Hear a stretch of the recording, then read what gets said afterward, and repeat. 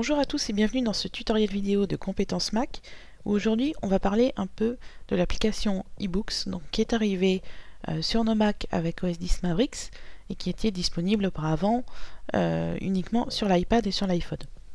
Donc eBooks c'est à la fois une liseuse numérique, un magasin de livres numériques et également un outil de travail puisque vous allez le voir, on peut surligner des passages dans le texte, mettre des notes, etc.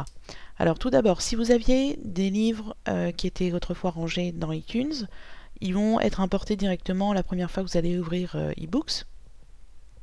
Donc l'application est représentée par cette icône-là, bien reconnaissable. Donc vos livres sont chargés. Ceux qui ont un petit nuage ici, ça veut dire qu'ils sont sur votre compte, liés à votre identifiant Apple, et donc vous pouvez les télécharger à nouveau. Il suffit de cliquer sur le petit nuage. Vos livres sont rangés par catégorie, donc vous avez tous les livres, collection, auteur, catégorie et liste. Donc on va revenir sur le livre, il va bientôt avoir fini. Voilà, donc une fois que le livre est chargé, il suffit de double-cliquer dessus pour l'ouvrir. Et là, la lecture peut commencer. Donc, je vais refermer ce livre-là. Je vais prendre un classique, par exemple celui-là.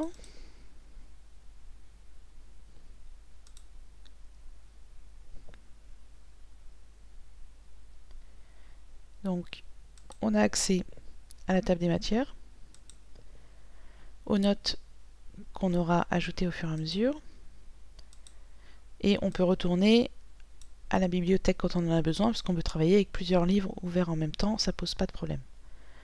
Donc ici, quand vous lisez un livre, donc vous pouvez passer d'une page à l'autre avec les flèches de votre clavier. Voilà. Vous pouvez surligner du texte pour, par exemple, obtenir une définition. Donc le dictionnaire est intégré et en français. On peut également surligner du texte, le souligner, ajouter une note, etc. C'est quand même bien conçu. On peut déposer le marque-page pour retrouver l'endroit auquel on était, agrandir ou réduire la police. Donc ça, c'est à vous de régler s'il veut bien. Alors voilà, ça y est. Donc voilà, on peut réduire le texte. Il a parfois un peu de mal. Alors, donc ici c'était un livre classique. On peut retourner sur la bibliothèque. Vous avez également des bandes dessinées.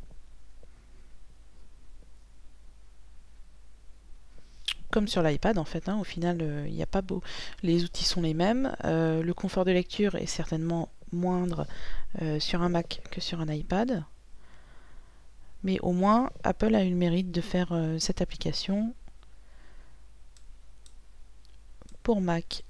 Et ça allège un peu iTunes de tout son contenu.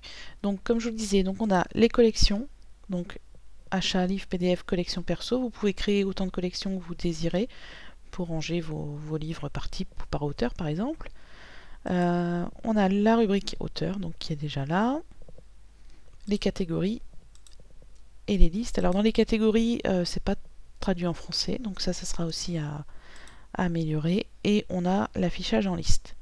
Donc ce qui est intéressant surtout, c'est qu'on a accès à l'iBook Store, donc au magasin d'Apple, pour acheter des livres directement et les télécharger depuis son Mac. Donc tous les achats que vous ferez sur votre Mac seront bien sûr disponibles sur votre iPhone et sur votre iPad grâce à votre identifiant Apple. Il y a une belle collection de livres gratuits, donc c'est souvent les livres qui sont tombés dans le domaine public.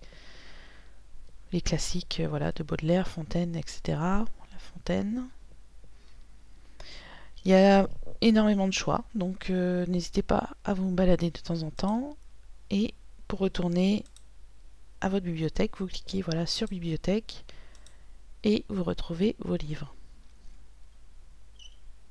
Voilà, donc c'était un petit tour rapide d'ebooks et je vous souhaite une bonne continuation sur votre Mac.